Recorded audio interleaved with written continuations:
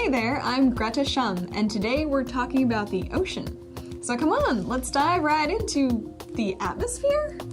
One of the most important things to know about our ocean is how it interacts with the rest of the climate system.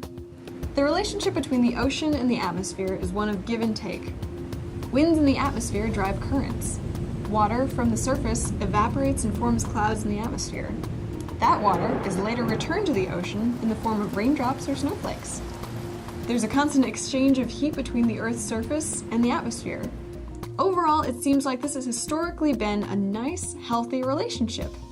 However, one potential area of contention is the exchange of carbon dioxide, or CO2. Dr. Jorge Sarmiento of Princeton University explains. Yes, well, we know about the past history of CO2 in the atmosphere very well because of trapped air bubbles and ice cores. And during the last ice age, the PCO2, the partial pressure of carbon dioxide in the atmosphere, was around 180 parts per million. As we came out of the ice age into the Holocene and the current climate, the carbon dioxide climbed to about 280 parts per million. And we actually have records going back 840,000 years from ice cores, and even a few records going back older than that, which show that this cycle between about 180 and 280 or 300 or so has been going on for a very long period of time, million years at least.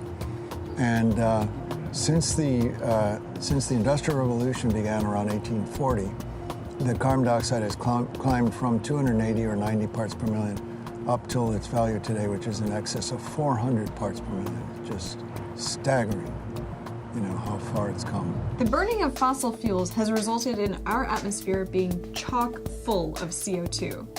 But remember, the atmosphere's got its buddy, the ocean, and it can totally share the load, right? That's some blue sky thinking. When the atmosphere passes gas into the Southern Ocean, it enters the surface water as dissolved inorganic carbon, or DIC. Over the past few decades, as carbon dioxide has built up in the atmosphere, dissolved inorganic carbon in the ocean has also climbed. The global ocean has taken up about a quarter of the excess CO2 emitted from human activities like burning fossil fuels and cutting down trees. This CO2 makes seawater more acidic. We call this effect ocean acidification. Ocean acidification has devastating impacts on ocean life, starting at the base of the food web and rippling outward. Scientists are especially interested in what will happen as the Southern Ocean absorbs more and more carbon. The Southern Ocean south of 30 degrees south takes up only 30% of the total ocean surface area, but it's extremely efficient at taking up carbon. Historically, it's been responsible for taking up a little less than half of all oceanic carbon uptake. That's more than its fair share, if you ask me. In order to monitor the amount of carbon going into the Southern Ocean, scientists are deploying a fleet of robotic floats through the NSF-funded Southern Ocean Carbon and Climate Observations and Modeling Project, or SOCOM. SOCOM floats dive to a depth of 2,000 meters and measure pH, among other properties, as they ascend.